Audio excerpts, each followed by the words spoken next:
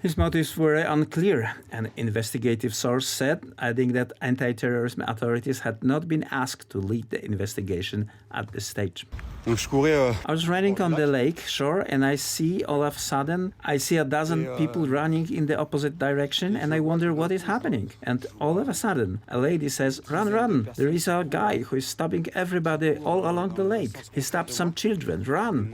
French Interior Minister Gérald Darmanin, who traveled to Annecy with Prime Minister Elisabeth Borne, said on Twitter that the attacker had been arrested. BFM TV showed a footage of several policemen overpowering an individual in the park. 2 children and 1 adult were in a life-threatening condition, while 2 children were less seriously hurt, police said. The wounded children were aged between 22 months and 3 years, they said. One of the wounded children was a British national, British Foreign Minister James Cleverly said. Now it will take time until parents again take their children to playgrounds, since I think the trauma will stay forever in the towns of Annecy, because this is the first time. This has never happened here, as far as I know. But no, things like this will happen, again in places that we don't expect. That's what will happen. Everyone expects this to happen in a big city like Marseille, Paris or Lyon. But now the target will be the places where no one expects it to put fear into people. An attack of absolute cowardice this morning in the Annecy Park. Some children and an adult are between life and death. The nation is in a shock. Our thoughts accompany them, as well as their families and the mobilized emergency responders. Witness said at least one of the wounded children had been in a stroller. The incident took place at around 7:45 GMT in the playground in a picturesque lake park in Annecy, a town in the French Alps. Yes, of course there is a fright, because we never thought this could be possible in such a calm, peaceful environment as Annecy. Several witnesses described the Le Parquet Park, where the attack took place, as an unusually tranquil place, popular with tourists for its stunning views of Lake Annecy and the mountains. Ladies and gentlemen, a terrible tragedy took place this morning in Annecy. Small children were savagely attacked by an individual in a park. We are shocked by this heinous, unspeakable act. When it affects children, I think we are all affected profoundly. And today our